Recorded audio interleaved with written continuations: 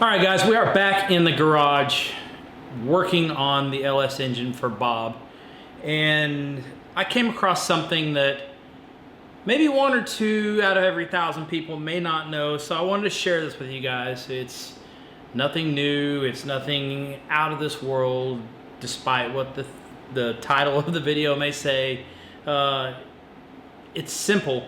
And the reason why I bring it up is because the right tool for the job is actually very expensive, and the garage hack for this tool is very cheap, and it'll work just as good in this case. So what I'm talking about is this LS engine that I think you can see over my shoulder here.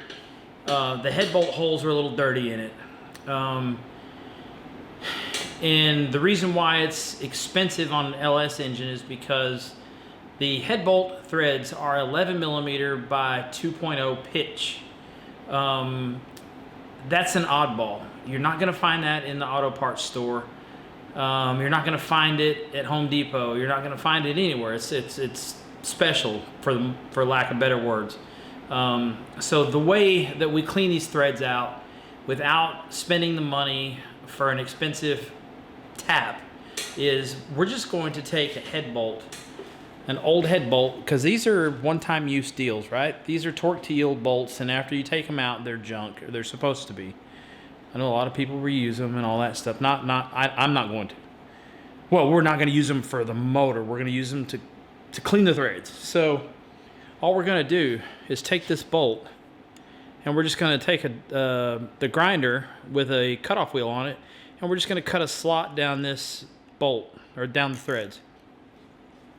All that is going to do is when you thread that into the block, it gives the junk in the hole a place to go. And that sounded really dirty. But anyways, it's not going to cut new threads. It might straighten up some kind of damaged threads, but the main purpose is just to clean them out. So I'll show you what I'm talking about. Okay, so this is one of a really expensive set of head studs. This particular set of head studs for this motor are $750. That's insane. And I bought them, but that's kind of the bad part. So anyways, look down here at the block, and you should be able to take that head stud and screw it all the way in by hand, and it's already hard to turn. And we'll just check it in a couple of places. Same thing there. Same thing there. So the head bolts in this LS motor, in this particular one, are blind holes, which means there's a bottom to the hole. It doesn't go into a coolant passage or anything like that.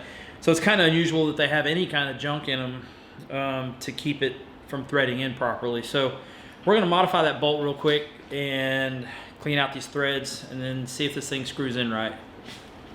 All right, we're just going to cut a groove straight down the edge, the center of that bolt.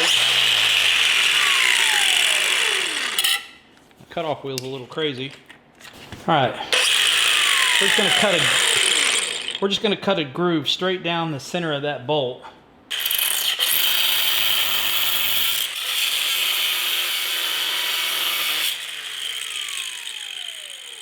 And that is it. Come on, camera. Focus. Work with me. There we go. That's all you got to do to it. Just one groove right down the middle of that thing, deep enough to dig out any trash in the threads, and you're good to go.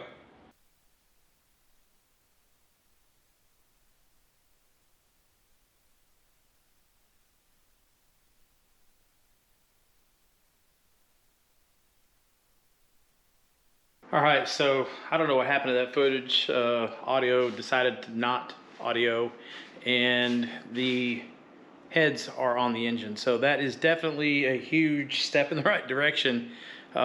Check this out though. Not only are the heads on the engine, it is essentially ready to go in the car. Got to put the back crank seal plate on it and change out these dowel pins, and that's really about it.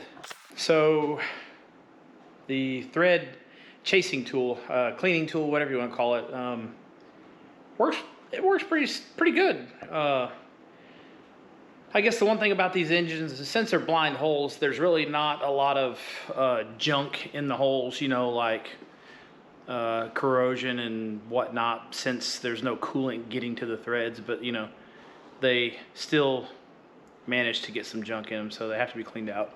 Anyways, it's time to get started putting this thing in the car. And man, I'm excited. Finally getting something done. All right, so I kind of overlooked one small detail, getting this engine ready to go in the car. I have to measure the engine offset from one side to the other. The factory offset is somewhere between 3/4 of an inch and 1.25 inches, or something along those lines. So we dropped the line from the center of the rear end housing, or I'm sorry, where the pinion comes out of the rear end housing, and check the offset there, and then check the offset up towards the front of the car by the transmission cross member, and drop the line from the pinion all the way out the front of the car, so that when we drop the engine in the car and trim the motor plates, we have a place to reference, I guess is the word I'm looking for. So I'll turn the camera around so you can get a look at that. I think you can see it there. The yellow line goes all the way to the back of the car. So we're going to use that to connect the dots, so to speak, with the harmonic balancer being the center of the front of the motor, and get it set up like that.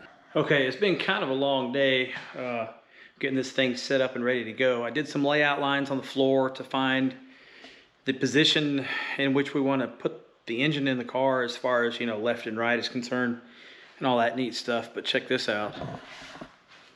It is sat down in there. Now it's just resting on the oil pan. Transmission cross member is not going to change from how it was before. That's pretty much it. It you know, it looks like all the other LS Swap Fox bodies. It's just a matter of what it runs like compared to them, I guess.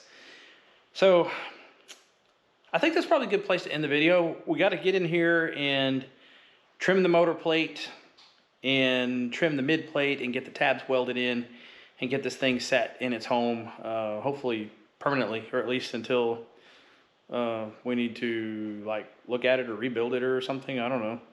Anyways, that's it, guys. Good place to end the video. Thanks for stopping by, checking it out, and we will see you in the next one.